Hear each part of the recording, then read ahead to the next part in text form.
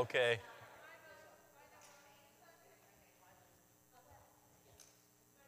Welcome, everybody. Welcome, welcome.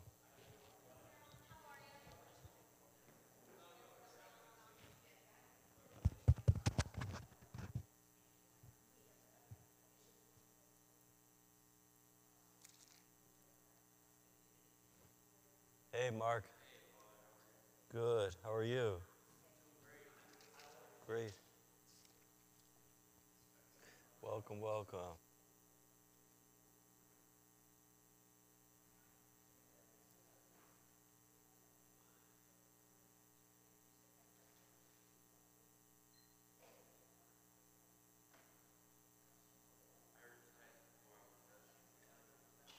Two hours? 4 hour session? Oh, we could try that. Yeah.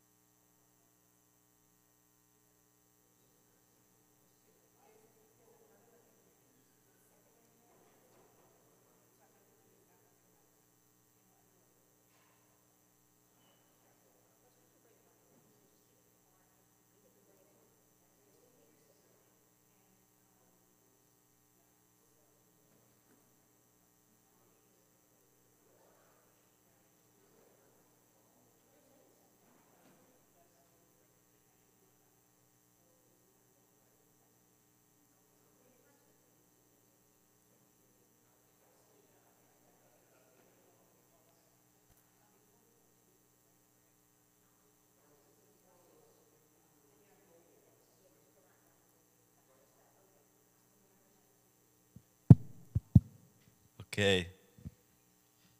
This is the handheld.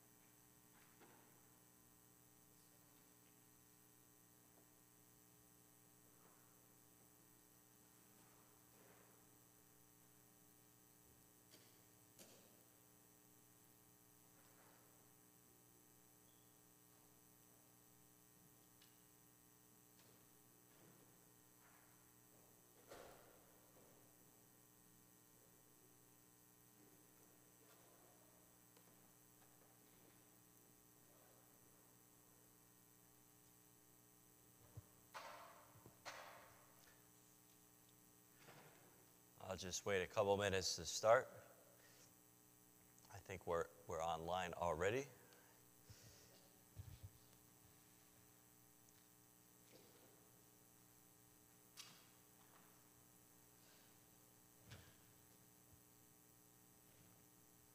Okay, well, welcome to the third session of our Bible study on the book of Revelation. Thanks for joining us here.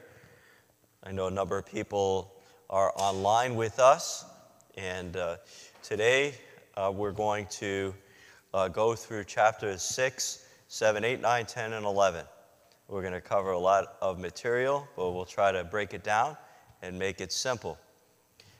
To begin tonight, we'll read chapter 7, verse 9 and following, and then I'll start with an opening prayer. So Revelation chapter 7, verse 9.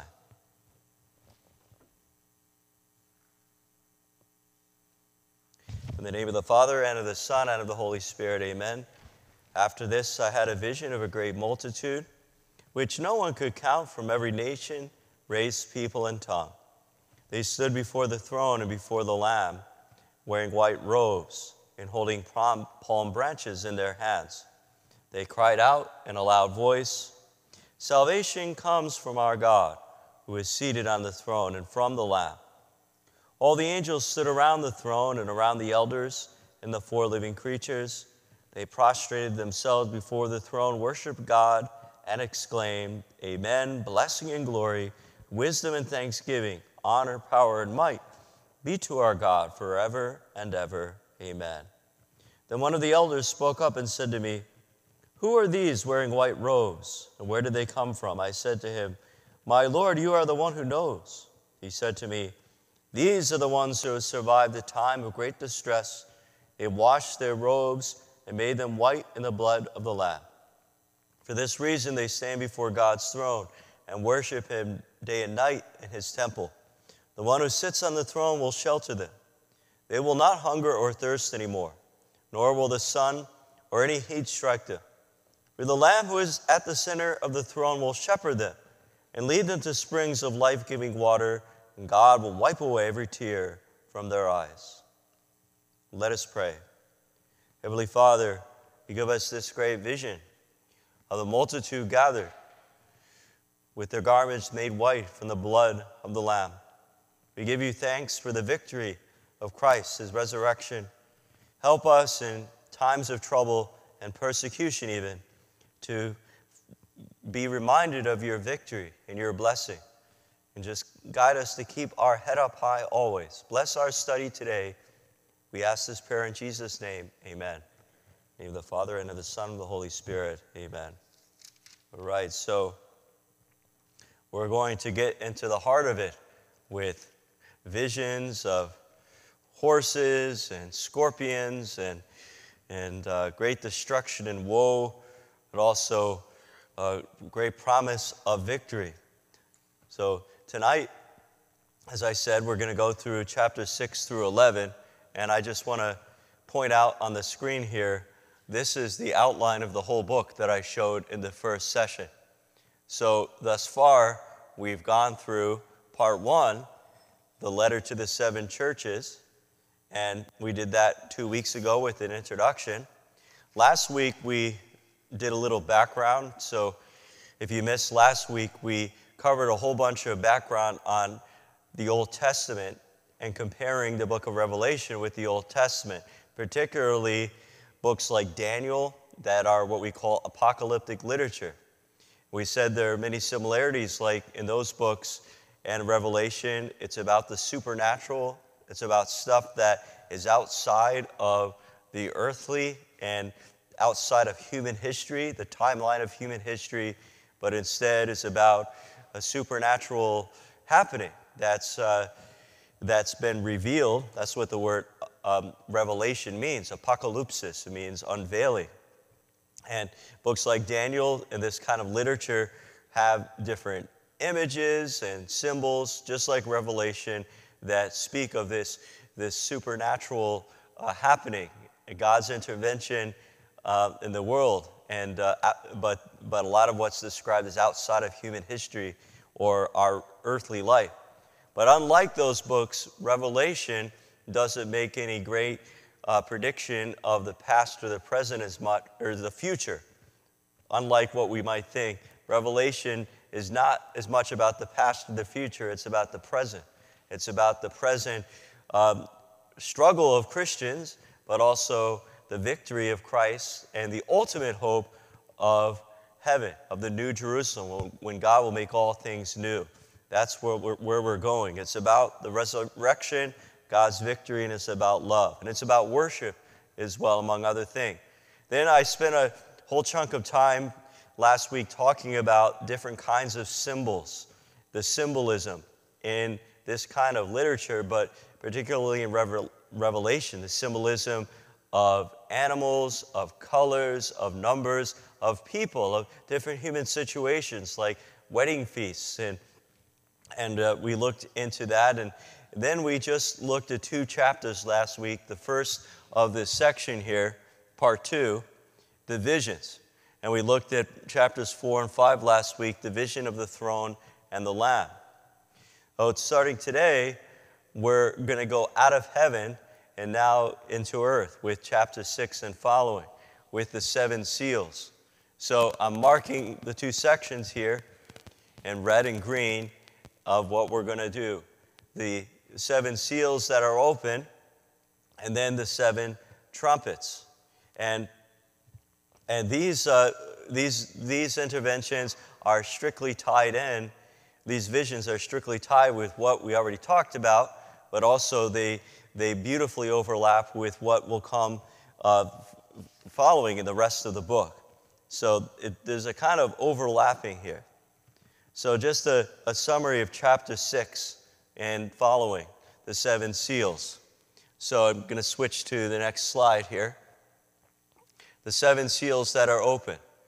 We're going to see this pattern of 7, but there's like a delay before we get to the 7th, the number 7 of each of these things. First of the seals and then of the trumpets. So this pattern is going to happen twice today. So first with the seals here, the first 6 seals are open, chapter 6, and then there's an interlude where we hear in a more positive way about the 144,000 and the triumph of the elect. So there's a kind of interlude there in chapter 7, and then we'll see again that there's an interlude between the 6th and 7th trumpet as well in chapter 9 and 10. So we'll talk about that kind of delay. All right, so we'll start with the first 6 seals, chapter 6, verse 1. And what I'm going to do is I'm going to read quickly along and then make some commentary. We can just keep this up to keep us informed on where we're at here, okay? So chapter 6, verse 1. Then I watched while the Lamb broke open the first of the 7 seals, and I heard one of the 4 living creatures cry out in a voice like thunder, "Come forward." So that command, that imperative, come, come, come, we're going to hear that over and over again. We heard it back in chapter 1, actually, and it's the very last words of the book of Revelation 2. Come, Lord Jesus, come. So it's a kind of begging, but it's a kind of, here it's the command of the Lamb. Verse 2, I looked and there was a white horse, and its rider had a bow. He was given a crown, and he rode forth victorious to further his victories. This is the first of the 4 horsemen. So let me just say here that the 4 horsemen and what follows, in fact, the 7 seals, all 7 seals are about God's divine communication. And what these 7 seals are going to contain, and when they're unrolled, the Lamb is the person who unseals them. What they contain is all of human history, not really in sequence, but each one together. They're all major decisive factors in human history.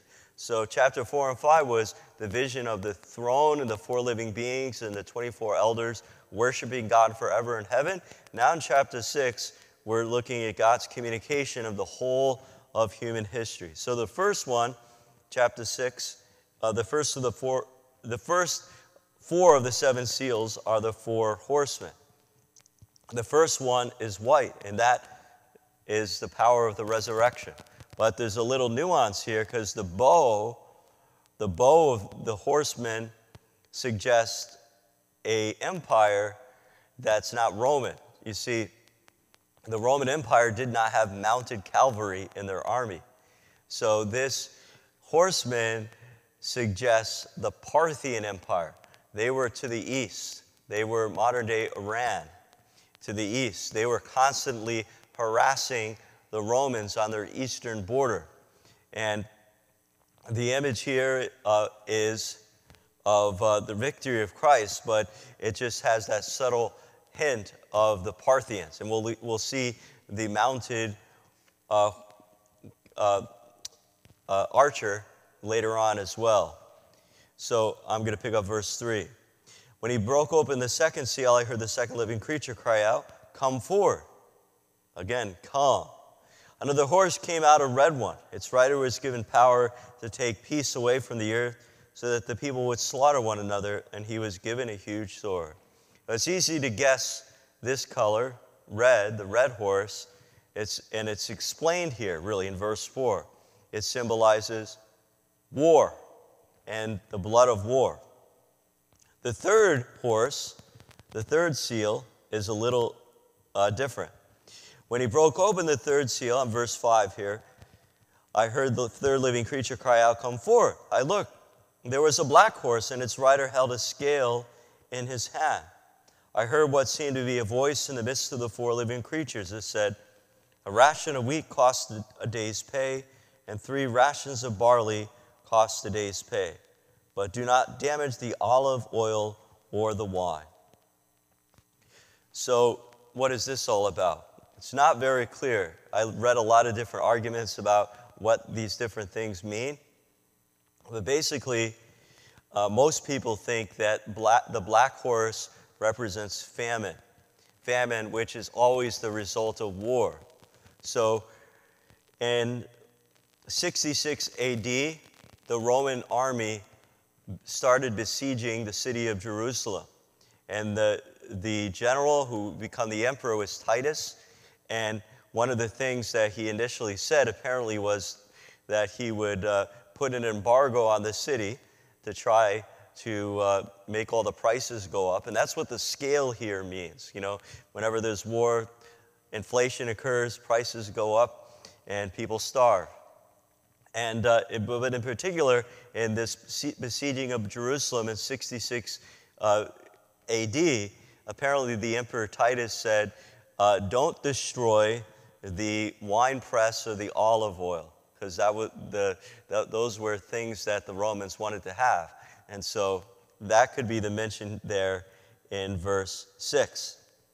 Destroy everything else. And the price of wheat would have gone way up. That was a staple in people's diet. It was typically 1 day's wage. The barley was considered for the poor and for animals. And so prices of those things went way up. So anyway, my point is that the black horse probably has to do with famine. And then in verse 7, when he broke open the fourth seal, I heard the voice of the fourth living creature cry out, "Come forward." I looked, and there was a pale green horse. Its rider was named Death, and Hades accompanied him. They were given authority over a quarter of the earth to kill with sword, famine, and plague, and by means of the beasts of the earth. So the fourth is explained here as being death, the personification of death, accompanied like his squire or his page, Hades, which is the netherworld. That's the Greek term for the netherworld. In Hebrew, we say Sheol. But in the second part of verse 8, there's a general summary of all 4 of the horsemen.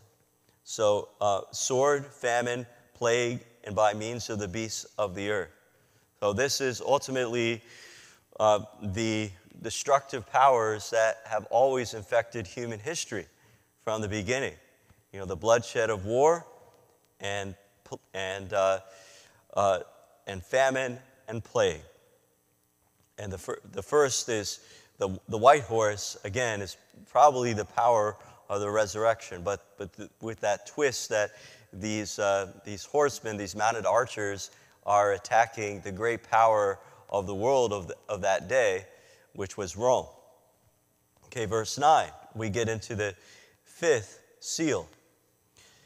When he broke open the fifth seal, I saw underneath the altar the souls of those who had been slaughtered because of the witness they bore to the word of God. They cried out in a loud voice, "How long will it be, holy and true master, before you sit in judgment and avenge our blood on the inhabitants of the earth?"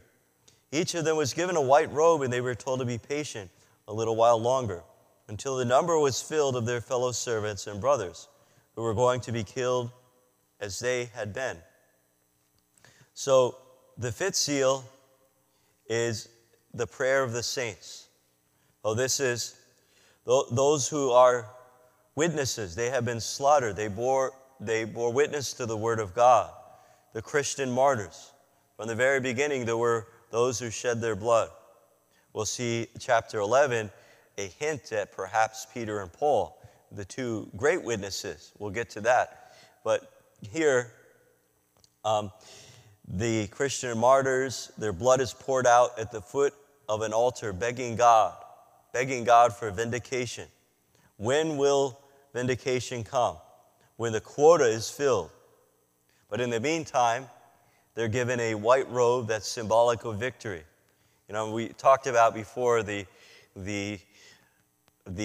irony of a robe that's made white by blood, by the blood of the Lamb. So that's the eternal prayer of the saints. And then the sixth seal, verse 12. Then I watched while he broke open the sixth seal, and there was a great earthquake. The sun turned as black as dark sackcloth, and the whole moon became like blood. The stars in the sky fell to the earth like unripe figs, shaken loose from the tree in a strong wind. Then the sky was divided like a torn scroll, curling up, and every mountain and island was moved from its place. The kings of the earth, the nobles, the military officers, the rich, the powerful, and every slave and free person hid themselves in caves and among mountain crags. They cried out to the mountains and the rocks, "Fall on us and hide us from the face of the one who sits on the throne and from the wrath of the Lamb, because the great day of their wrath has come, and who can withstand it?" So the sixth seal is the great and final intervention of God in human history. We're already there here in this unsealing. So these are typical apocalyptic signs. In the sky, the terror of people at imminent divine judgment. There's sort of a cross-section of all of human society, rich and poor mentioned there. It's Christ, whether negative or positive, who holds the power to open the seal. All is within his power. I think these words here in the last few verses of chapter 6 echo when Jesus is going in Jerusalem and he says to the women who are weeping, women, don't weep for yourselves, but weep for your children and your children's children. So, Jesus himself gives this kind of imagery here. So notice here, we've had 6 seals, and then the 7th seal is delayed. But also notice that the first 4 seals, the 4 horsemen, are mentioned in rapid succession. Only a couple verses for each of the first 4. Then 5 and 6, there's much more commentary. We're going to see that same pattern for the 7 trumpets. And the number 7 is 4 times 3. And there's a kind of delay anticipating the 7th, number 7. And this delay is always part of this kind of writing. There's a kind of call to patience and a call to anticipation. And with that in mind, before we get to the 7th seal, we have this whole chapter of Interlude here in 2 parts. I'm not going to read all of chapter 7, just the first part, because we just read the second part in our opening prayer. So chapter 7, verse 1. After this I saw 4 angels standing at the 4 corners of the earth, holding back the 4 winds of the earth, so that no wind could blow on land or sea or against any tree. Then I saw another angel come up from the east, holding the seal of the living God. He cried out in a loud voice to the 4 angels, who were given power to damage the land and the sea. Do not damage the land or the sea or the trees until we put the seal on the foreheads of the servants of our God. I heard the number of those who have been marked with the seal. 144,000 marked from every tribe of the Israelites. Okay, then the verses up to verse 8 mention the 12 tribes of Israel. So this first interlude here, before we get to the seventh seal, is the sealing of the elect. This reminds me of the sacrament of confirmation, where the bishop says literally, be sealed with the gift of the Holy Spirit. So even in our own worship and liturgy, where it's hearkened back to the book of Revelation here. Isn't that interesting? So in this first vision, the 144,000 received this as a protection against the coming cataclysm, against the coming wrath. That number 144,000 is mentioned then in chapter 14, verse 1. And it's been pointed out that 144,000 is 12 times 12, 12 squared. It's also 4 times 3 times 1,000. Oh, I'm sorry, times 10,000. But the number 4 signifies the four corners of the earth, the four seasons, universality. The number 3, as I've said, signifies perfection, and the number 1,000 signifies just a great number, a big, big number. So my point is here that this 144,000 is kind of symbolic of universality, perfection, and greatness. Because then we get in the second vision, verse 9, sort of a contrast. It's ironic. It's even paradoxical that in verse 9, the second vision portrays the faithful as a great number that's you cannot count. It says, a great multitude which no one can count from every nation, race, people, and tongue. So, some people in the past have tried to say the number 144,000 is the number of people who will be saved. That's not what the text says. There's just this kind of overlapping imagery going on. So in the second vision, which I already read, portrays faithful Christians before God's throne to encourage those on earth to persevere to the end, even to death. And as I've been saying, this book is really a book that's meant to be in the context of worshiping, and whenever we hear the book of Revelation, it's usually passages like the second part of chapter 7, which are hymns that were probably originally sung. And so there's this liturgical back and forth going on in the book. And chapter 7 is very positive, uplifting section after we just heard of God's communication in the first 6 seals of death and destruction and war and violence and final judgment, destroying the earth. Then we worship God. And now in chapter 8, we go back to death and destruction.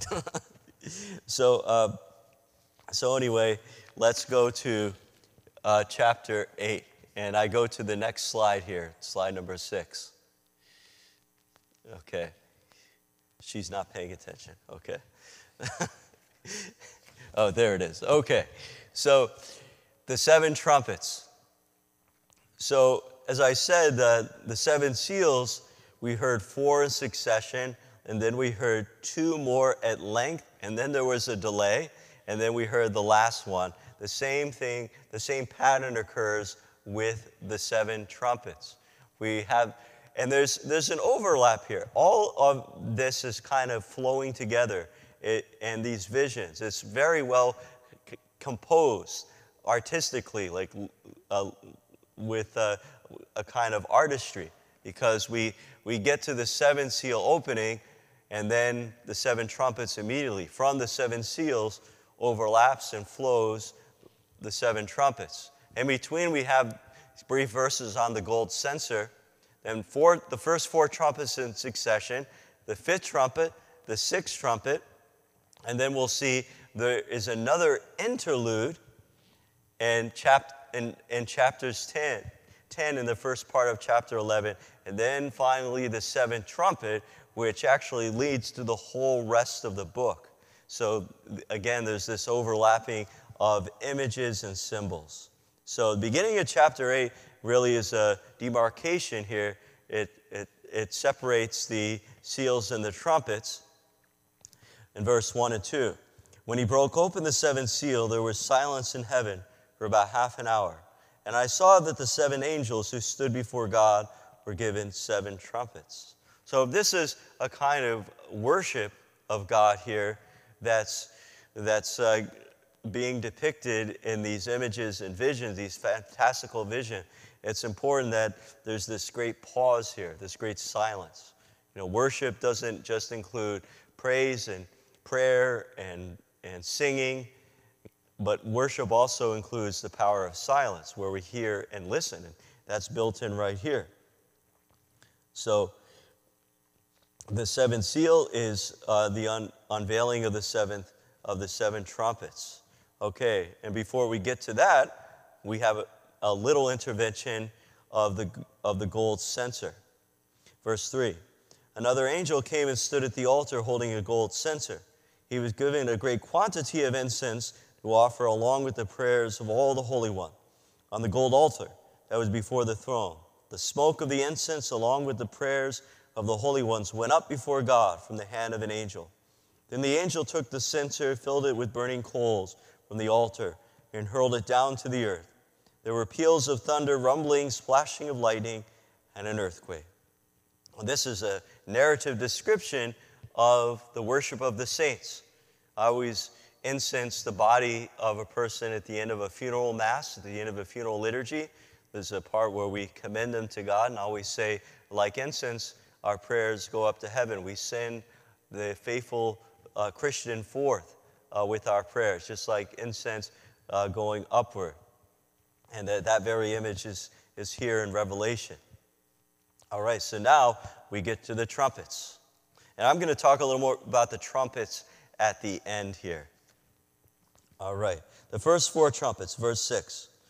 The seven angels who were holding the seven trumpets prepared to blow them. When the first one blew his trumpet, there came hail and fire mixed with blood, which was hurled down to the earth. A third of the land was burned up, along with a third of the trees and all green grass. Okay, and I'll just stop right there. So we're going to see the trumpet blasts each herald catastrophe. Catastrophes that are modeled on what? The plagues of Egypt. So we're going back to the Exodus and Moses and Pharaoh. Everybody knows the story. But they're not in the order of the 10 plagues. They're sort of all over the place and overlapping. So the first one here, in the first trumpet, this announcement, this herald of a catastrophe is like the seventh plague of the hail that went on Pharaoh's crops of the Egyptian. Exodus chapter 9, verse 23. With a lot of embellishment there, okay? Fire mixed with blood hurled down to the earth. So burning up of trees and green grass. Verse 8, the second angel. The second angel blew his trumpet. Something like a large burning mountain was hurled into the sea. A third of the sea turned to blood, and a third of the creatures living in the sea died, and a third of the ships were wrecked. So this harkens back to the third plague. What's the third plague? It was the plague of making the Red Sea into blood. That's in the background here, although, again, there's more in this image of Revelation than just making the sea into blood. It's more than that. Okay? And that's the same thing, actually, with the third angel. Verse 10, when the third angel blew his trumpet, a large star, burning like a torch, fell from the sky. It fell on a third of the rivers and on the springs of water. The star was called wormwood, and a third of all the water turned to wormwood. Many people died from this water because it was made bitter. Well, again, this is just like the third plague of Egypt, because the water was poison. So the destruction of the loss of water.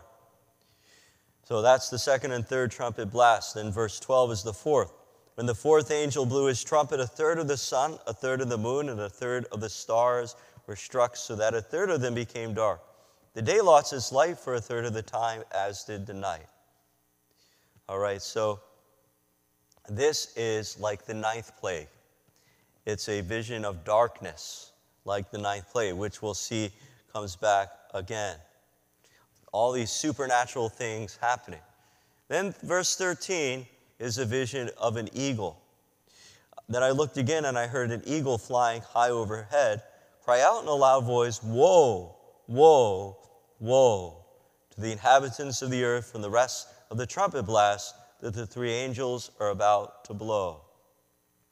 Well, then, so after having had the four trumpet blasts, the first four trumpets in quick succession, 1, 2, 3, 4, now we're going to have much more lengthy trumpet heralds, much more lengthy trumpet blast in chapter 9 here.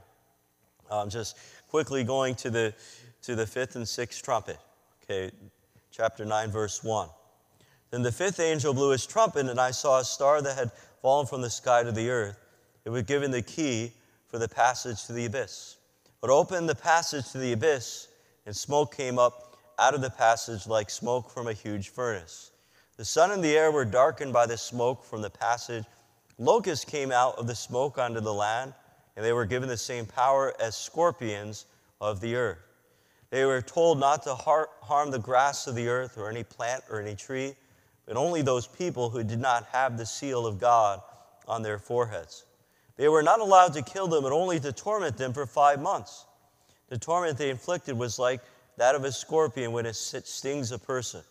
During that time, these people will seek death, but will not find it. They will long to die, but death will escape them. So the fifth trumpet, I'm not done with it yet here. It heralds a woe that contains elements of the eighth plague of Egypt, the locusts, and the ninth plague, as we'll see, darkness once again. But specifically, there is a much larger vision of locusts in the prophet Joel. The prophet Joel in chapter 1 and 2, you read those two chapters, there's this lengthy judgment of the nations for idolatry and the whole image of locusts. And that is quite parallel to this fifth trumpet. What is the abyss? Because this is important. The abyss. What is the abyss? The abyss is the passage to Sheol. We already heard about the personification of death, and we heard about Hades. Hades, the kind of page to death. Well, here this abyss is the place of Sheol, that place where we'll see later on Satan and the fallen angels will be kept for 1,000 years. That's way up in chapter 20. We'll look at in the last week.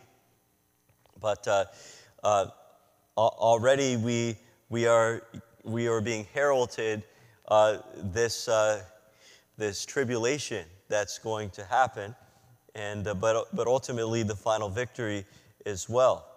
So these chapters 8 and 9 are quite disturbing, actually. If you just ponder them, the great violence and death.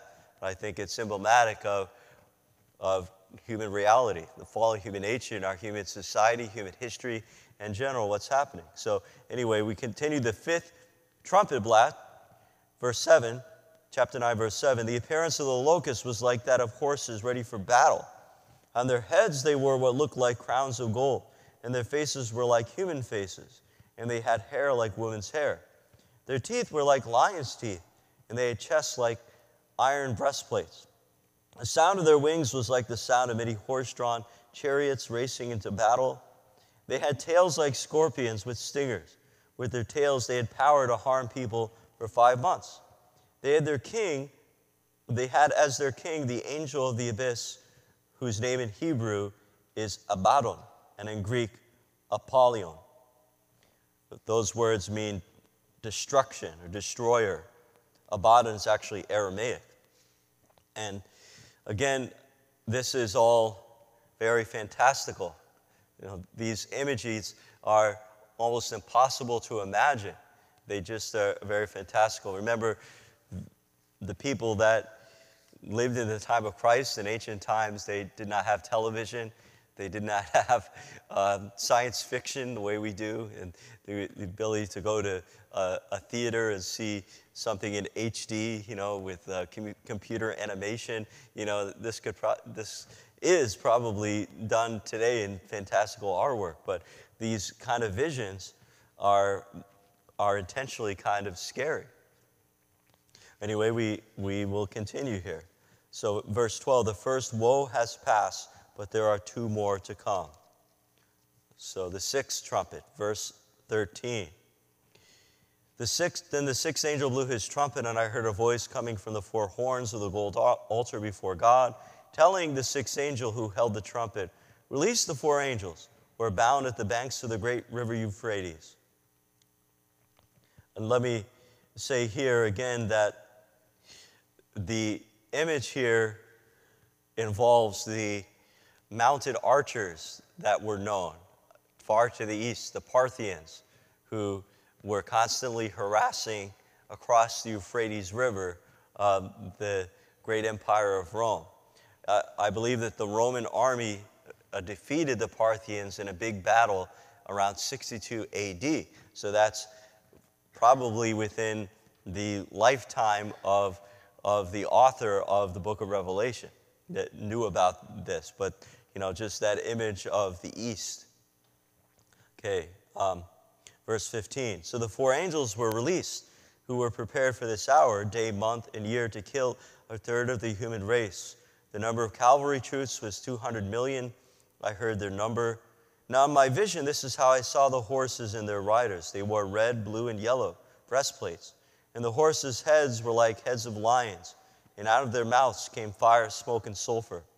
By these three plagues of fire, smoke, and sulfur that came out of their mouths, a third of the human race was killed. For the power of the horses is in their mouths and in their tails. For the tails are like snakes with heads that inflict harm.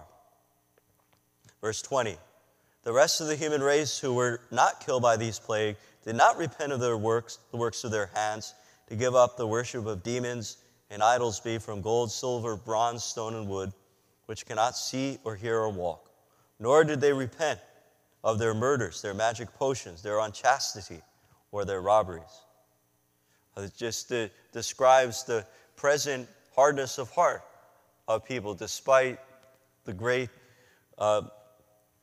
announcement of woe that's here. So the fifth, sixth, and seventh trumpets here are these announcements of woe and of victory. So despite this announcement, there are those who still do not turn to God. All right, so we are before the seventh trumpet, and again, just like we saw with the seven seals, there's an interlude. There's an interlude. Flip to the next screen there, chapter 10. So the first part of the interlude is an angel with a small scroll. And we'll see this image here. The second part are the two witnesses, which I want to look at a little bit. So chapter 10. Then I saw another mighty angel come down from heaven, wrapped in a cloud, with a halo around his head. His face was like the sun, and his feet were like pillars of fire. And in his hand he held a small scroll that had been opened. He placed his right foot on the sea and his left foot on the land. And then he cried out in a loud voice as a lion roars. When he cried out, the seven thunders raised their voices too. When the seven thunders had spoken, I was about to write it down, but I heard a voice from heaven say, seal up with what the seven thunders have spoken, but do not write it down. Then the angel I saw standing on the sea and on the land raised his right hand to heaven and swore by the one who lives forever and ever, who created heaven and earth and sea and all that is in them, there shall be no more delay. At the time when you hear the seventh angel blow his trumpet, the mysterious plan of God shall be fulfilled, as he promised to his servants, the prophets. So this first interlude vision describes an angel that's astride sea and land, like a great colossus.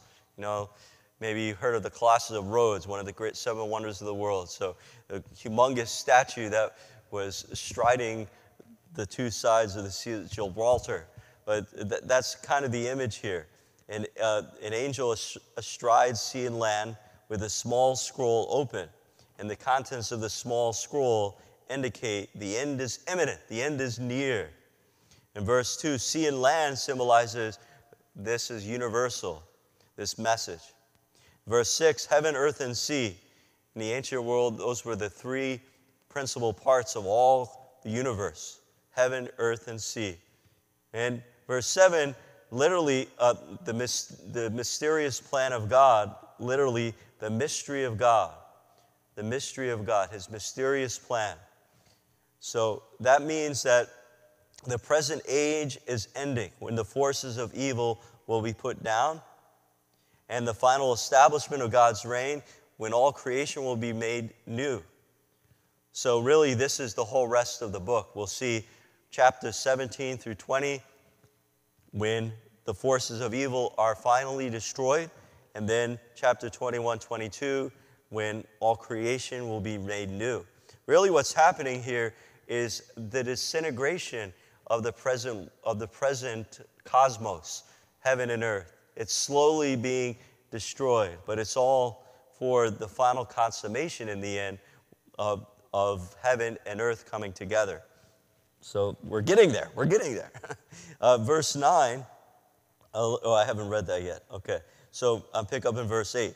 And a voice I heard from heaven spoke to me again and said, "Go, take the scroll that lies open in the hand of the angel who is standing on the sea and on the land." So I went up to the angel and told him to give me the small scroll. He said to me, "Take and swallow it. It will turn your stomach sour, but in your mouth it will taste as sweet as honey." I took a small scroll from the angel's hand and swallowed it. My mouth, it was like sweet honey, but when I had eaten it, my stomach turned sour. Then someone said to me, "You must prophesy again about many peoples, nations, tongues, and kings." And that's exactly in verse 11 what happens in the whole rest of the book. So this vision is telling the author what he must prophesy about going forward. Now, the scroll is sweet. The scroll is sweet when he swallows it, just like the prophet Ezekiel swallows a scroll and it's sweet. It's sweet because it predicts the final victory. But it's sour because it also announces the sufferings of God's people, the persecution and tribulation of God's people. So sweet and sour. All right. And the second part of the interlude here is the first part of chapter 11. Verse 1. Then I was given a measuring rod like a staff, and I was told, "Come and measure the temple of God and the altar, and count those who are worshiping in it. But exclude the outer court of the temple. Do not measure it, for it has been handed over to the Gentiles, who will trample the holy city for 42 months." So we've already seen the temple and the altar. That refers to the Holy of Holies and the temple, the altar of Holocaust and the temple. By this point, when the book of Revelation was written down and composed, the Jewish temple had been destroyed. The Holy of Holies had been destroyed. You know, some people say the Ark of the Covenant was hidden somewhere out in the desert. We don't know. We never found it, contra Indiana Jones. But this is all symbolic here. The temple and the altar symbolize the new heavenly Jerusalem that will finally come to earth when we get to chapter 21. And the worshipers here are Christians. This whole idea of the measuring rod, of measuring out the temple, that goes very deeply back into the Old Testament. If you read the book of Ezekiel, the prophet Ezekiel, chapters 40 through 48 is all about this vision of the temple being rebuilt and in great detail for 8 whole chapters. You can read about it in Ezekiel. And it's basically given to Ezekiel by God at a time when the first temple had been destroyed. And God is saying to Ezekiel that there will be a second temple built, which there will be after the people come back from exile. The second temple will be rebuilt. But here, the second temple has been destroyed. It's now there is a new covenant in the blood of the Lamb. And that new covenant, which we celebrate here, At this altar, it signifies the meeting of heaven and earth and the hope that we have as Christians of final consummation. God will preserve and rebuild a faithful remnant despite the tribulations we face. And verse 2 here, I mentioned last time about the number 42. 42 months, 3.5 years, 1,260 days. That is perfect imperfection because it's half of 7. It's half of 7 years.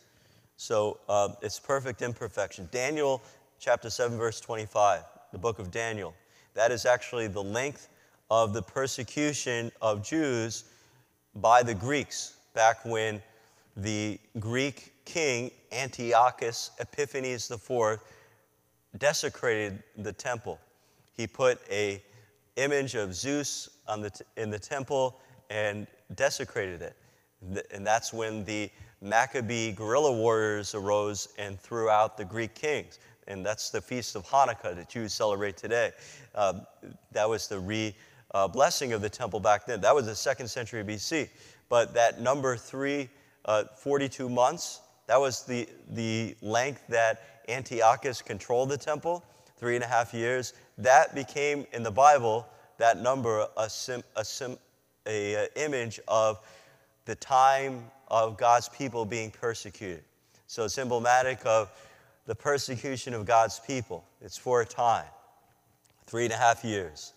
And we see that, actually, Jesus says that a couple times in the Gospels, like Luke chapter 4, and then in some other places in the New Testament. But here the persecution is by who? It's by the Romans, who are much more symbolized, we'll see next time when we talk about Babylon, because it's really pointing to Nero and to Rome, and we'll get to that. So chapter 11, verse 3, I will commission my 2 witnesses to prophesy for those 1,260 days wearing sackcloth.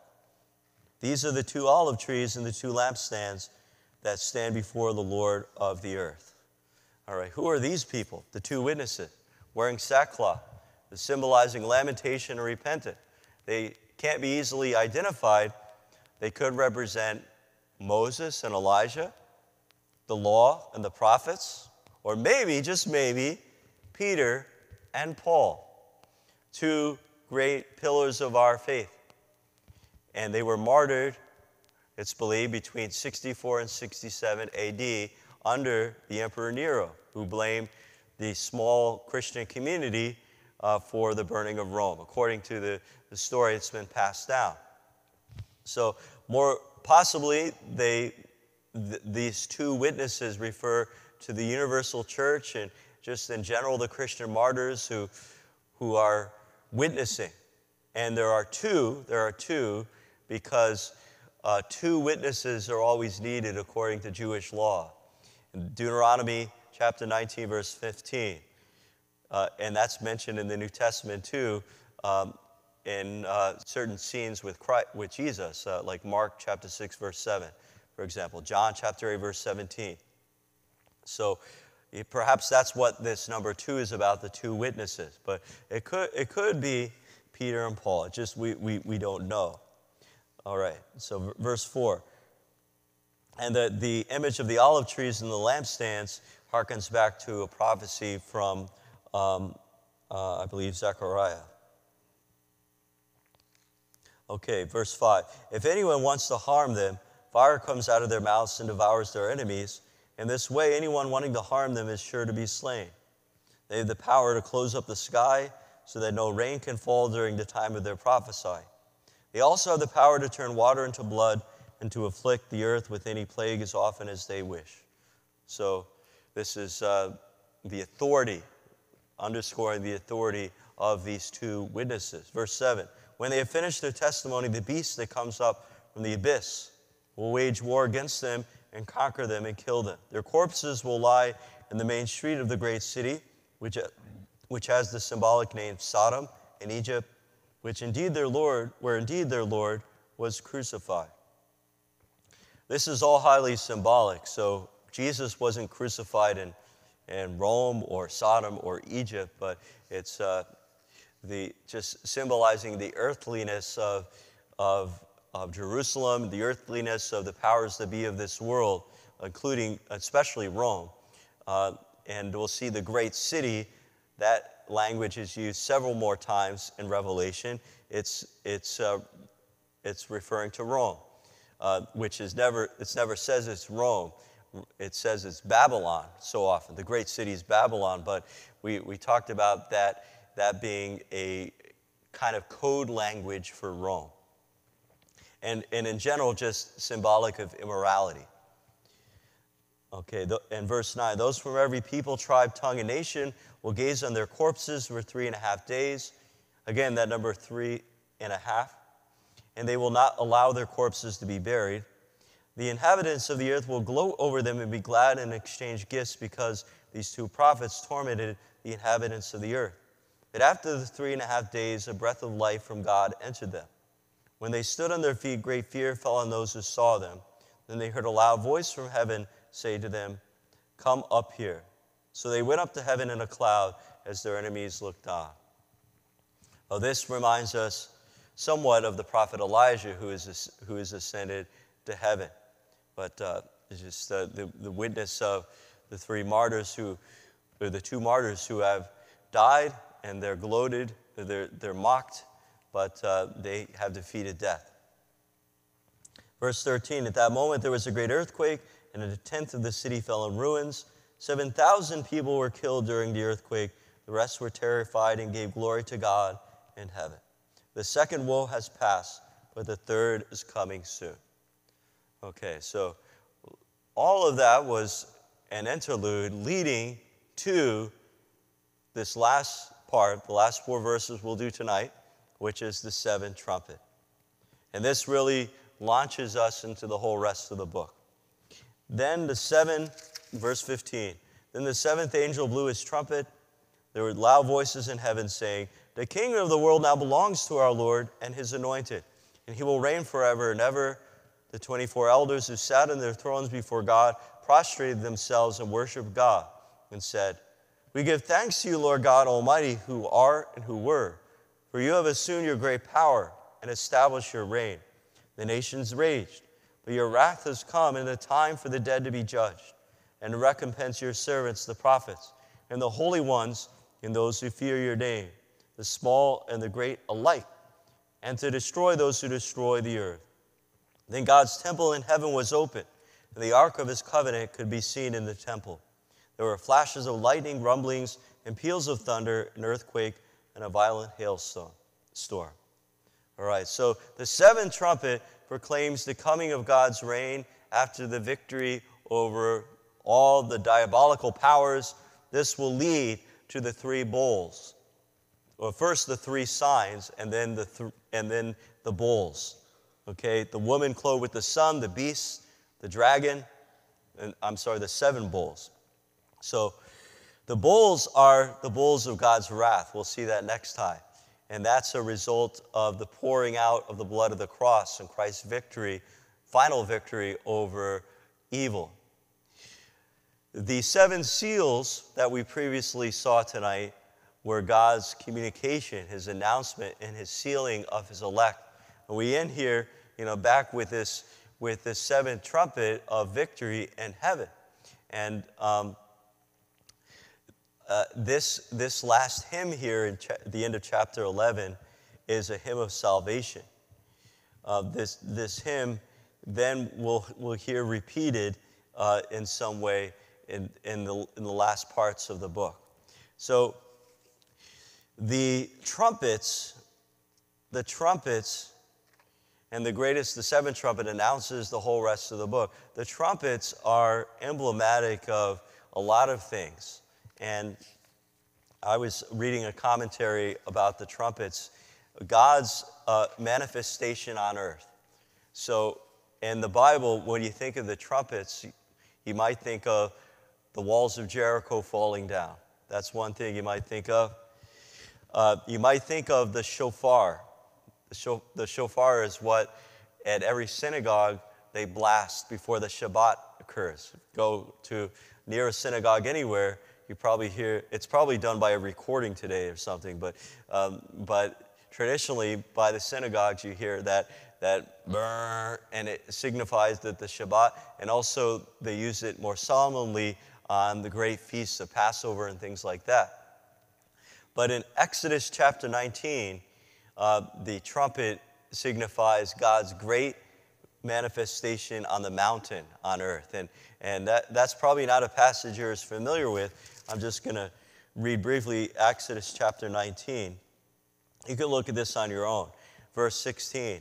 On the morning of the third day, there were peals of thunder and lightning, and a heavy cloud over the mountain, and a very loud blast of the shofar, so that all the people in the camp trembled. But Moses led the people out of the camp to meet God, and they stationed themselves at the foot of the mountain. Now Mount Sinai was completely enveloped in smoke because the Lord had come down upon it in fire. The smoke rose from it as though from a kiln, and the whole mountain trembled violently. The blast of the shofar grew louder and louder while Moses was speaking, and God was answering with thunder.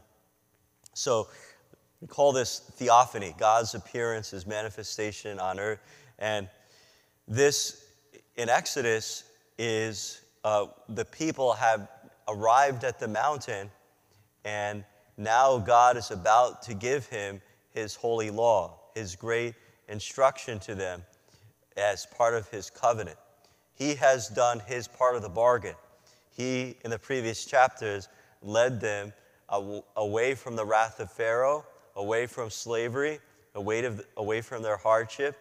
He's instructed them in the first night of the Passover to go out into the desert. He's fed them with the manna from heaven as they journeyed through the desert, through the wilderness, and now they've made it to the mountain. Pharaoh's armies are destroyed. They crossed the Red Sea. He met at the mountain, and he first comes down on the mountain with this great blast of trumpets and this terrifying, scary manifestation. Then he will give the law. So this is just very symbolic and important. The people will actually remain at the mountain then for all the rest of the book of Exodus, all through Leviticus, and all the way through the book of Numbers. It's like a long time that they remain there. And the whole point is that God is now, he has done his part of the bargain, and now here's their part of the bargain that they have to do. That's what the law, the Torah is, the law. And in the book of Revelation, that imagery is very much present. So the announcement of the trumpets here, we've had the seals, the trumpets, and then we're going to get to these fantastical images. But it's all about a new relationship in Christ that God has created with his people. He has done his part of the bargain by the blood of the Lamb.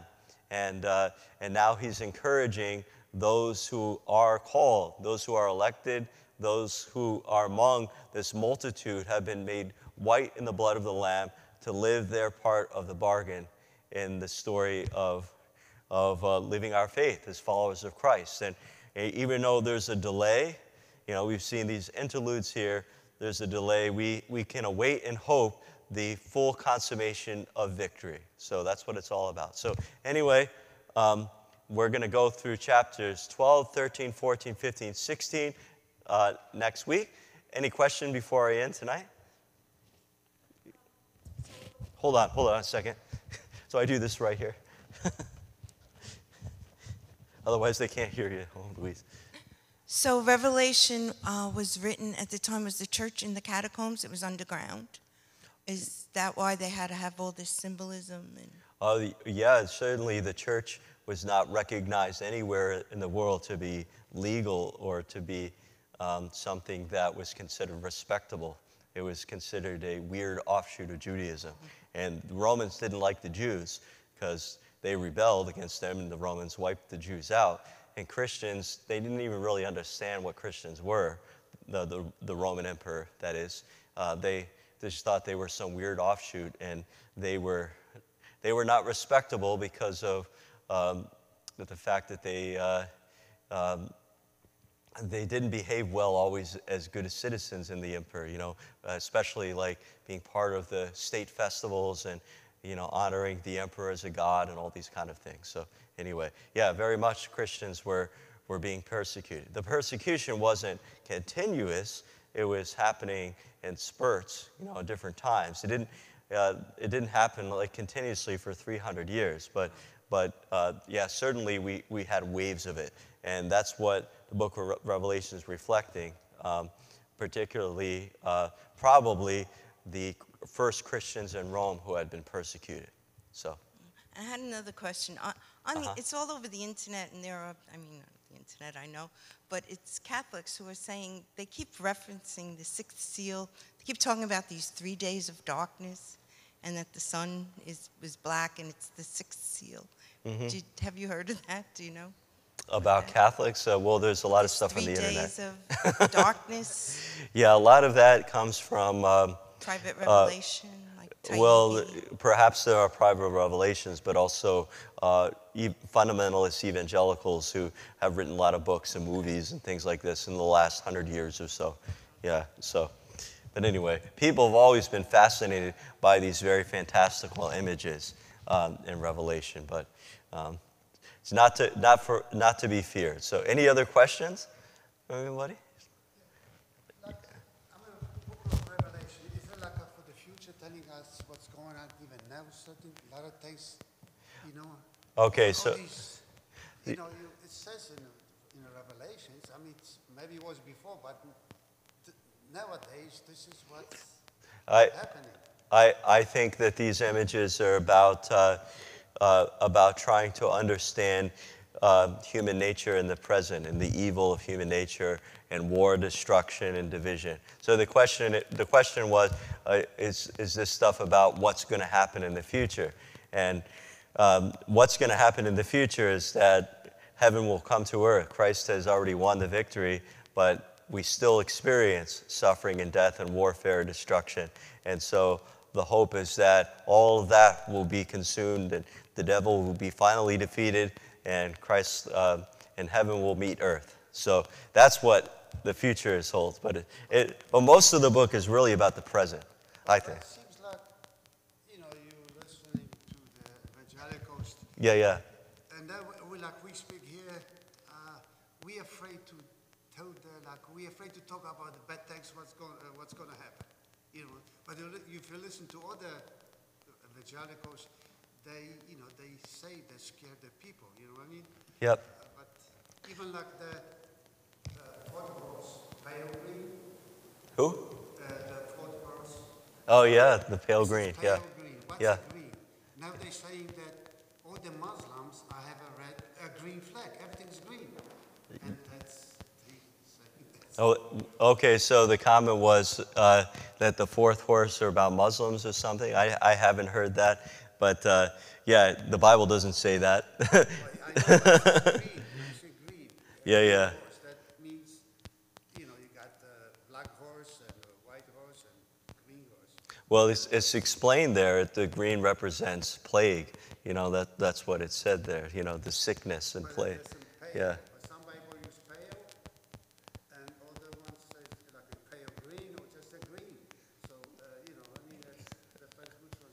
Yeah, and that's the chasing of symbols, going down rabbit holes to things that are not actually in the Bible, So, and that's the problem with these images. It's very difficult to really depict all of these things. But yeah, I would just say a lot of evangelical Christians don't understand worship. They don't understand the act of worshiping as we do as Catholics, Christians, gathering and singing hymns and receiving Christ's presence here in the Eucharist, because the Eucharist, the celebration of the Eucharist, is already the foretaste of the final victory, And the book of Revelation has a lot of symbolic stuff in it that definitely refer to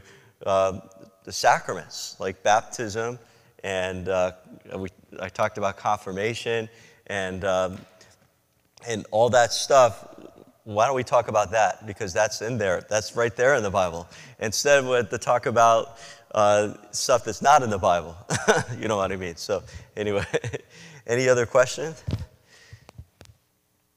Well, thank you very much, everybody. Good night, and God bless. See you next time. Okay.